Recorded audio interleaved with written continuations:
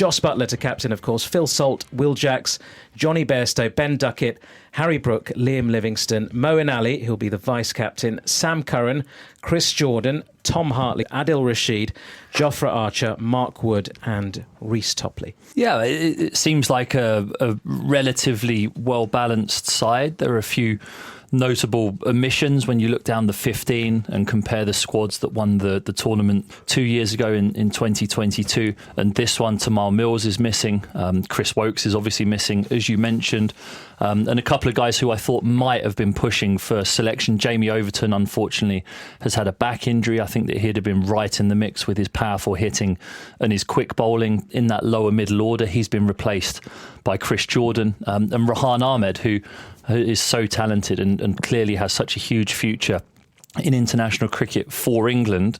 They've opted against the decision to play two leg spinners in tandem, as they did in the series before Christmas in the West Indies. And given those conditions and the variety of bowlers that are necessary in those conditions, I think that opting for the left-arm spin, the tall left-arm spin of Tom Hartley, I think can be really tricky to play on those dry, stoppy surfaces. A couple of areas of concern for me with the squad is how many right-handers are in that top order. I think if you look and you were putting together a top four, it would be either Buttler, Salt, Jacks, and then Bairstow or Brook, depending on whether they want Brook to bat in that middle order or whether they want him at four. So and the way that they were targeted by the West Indies with their left-arm spin of Moti in that series before Christmas, I think we'll have analysts from opposition countries licking their lips at the prospect of employing left-arm spinners in that power play on those dry surfaces. And then, I mean, it's amazing to see Jofra Archer back. I was going to ask you, actually, coming back from injury, I mean, unfortunately, you've had a few of those in your time. Yep. How difficult is it for a fast bowler with raw pace like Jofra Archer? I mean, obviously, he gives you that X factor, we know that. But trusting your body once you've come back from numerous injuries to be able to give it your all in a World Cup for England, how difficult is that mentally? Yep, very, very. I think he'll be enthused. And even though he's had a couple of bad memories coming back from injuries before and then getting re-injured, he's always come back with that same pace and potency. And that's the worry when you get injured as a fast bowler. I found it with my knee injury when I had my first big knee surgery. I never came back as really the same bowler. I wasn't able to get through the crease or trust my action.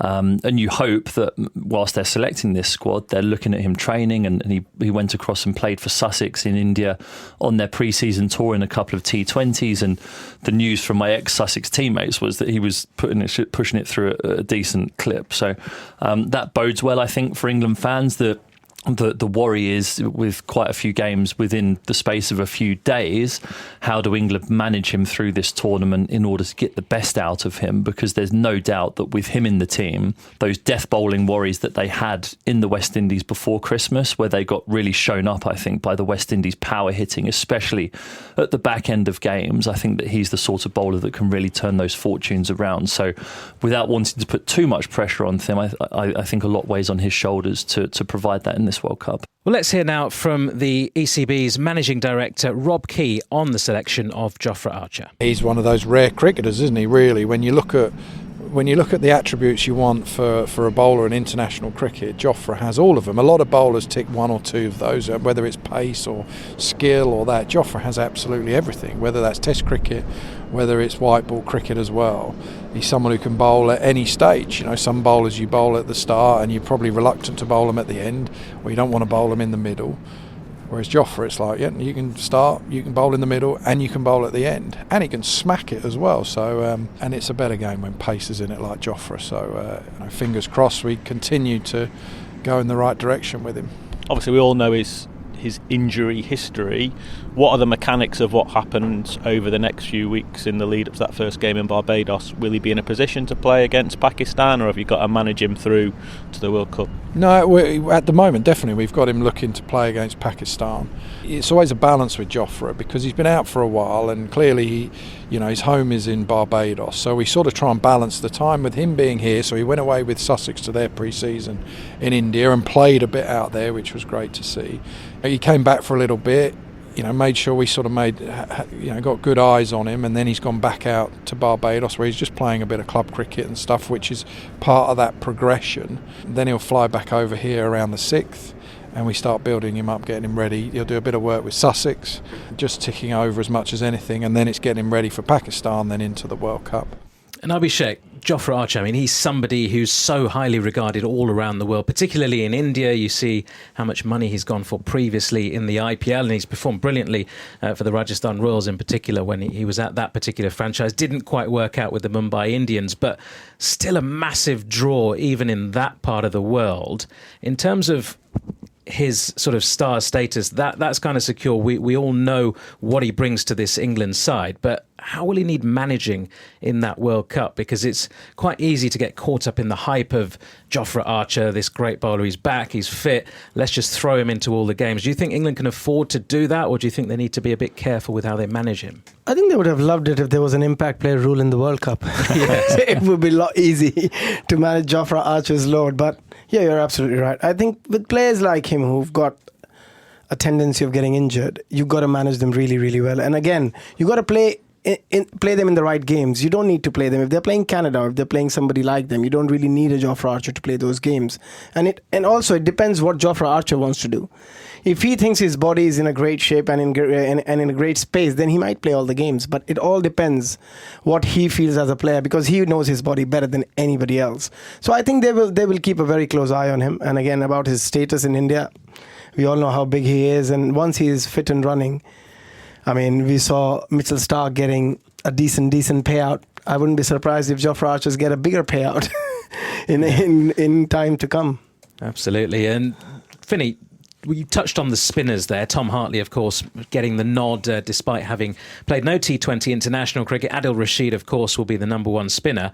They look a little bit light in the spin department, and it might be a bit more of a workload for the all-rounders, the likes of Moeen Ali and Liam Livingstone, particularly in those conditions, which we do expect to turn out in the Caribbean.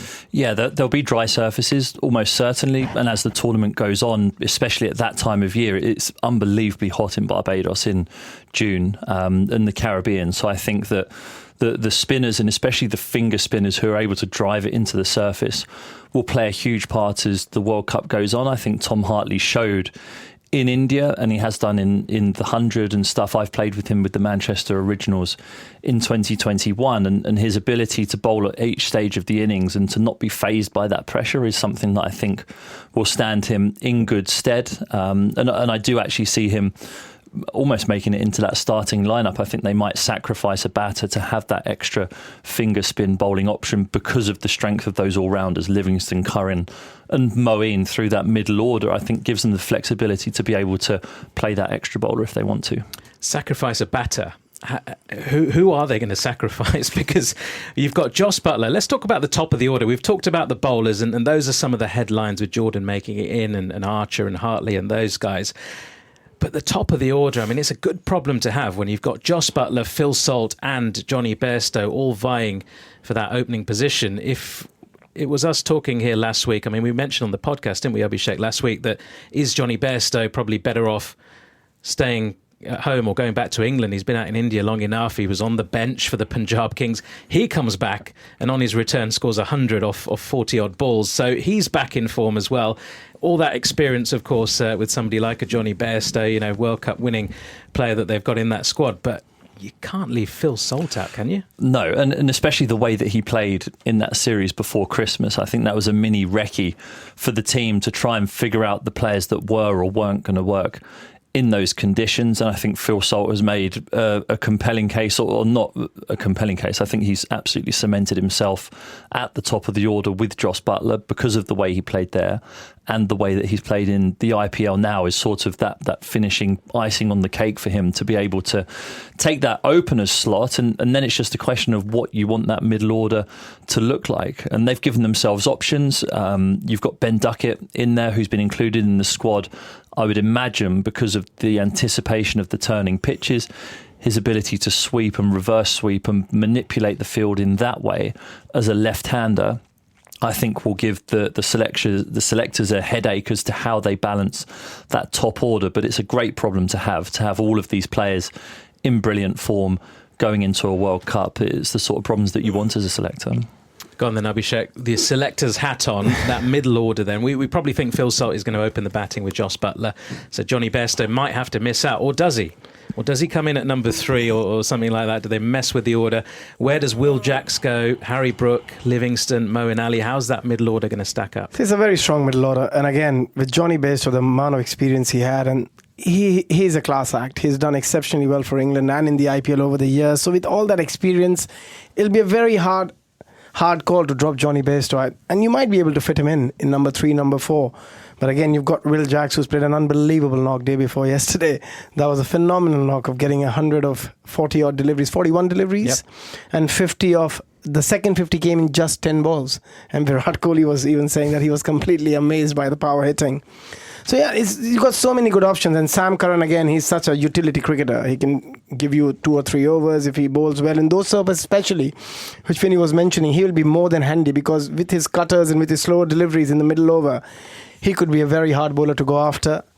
And you've got Moeen Ali. So I think, they've got to take a big call here who they're going to drop, because there's so many good options. And Liam Livingston, again, he's a game changer.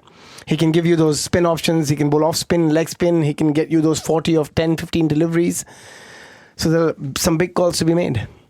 Can England retain that trophy with the squad that we got in front of you there, Finney? Current champions of T20 cricket, players in form over in the IPL against world-class opposition. Are they up there as the favourites, you feel? I hope they learn their lessons from the 50 over World Cup, to be honest. I think that they went into that tournament confused and muddled. They had that last minute change of selection, leaving Roy out and bringing Brook in. And I think that things like that can destabilise a team. I hope that they learn their lessons from that, and that this squad that they've picked, Rob Key has said, there's still room for change. I just hope for the continuity they don't, because I don't really see anyone else with the opportunity to make a compelling case between now and then out there to disturb the balance of it. But certainly when you look at that, if they're in form and if they can learn from that series that they lost to the West Indies, because they were convincingly beat in those T20s, and I think that it showed some shortcomings in their game. I think if they learn from that and adapt from it, they've certainly got the firepower, especially with Jofra Archer back, to retain that title, and I really hope they do.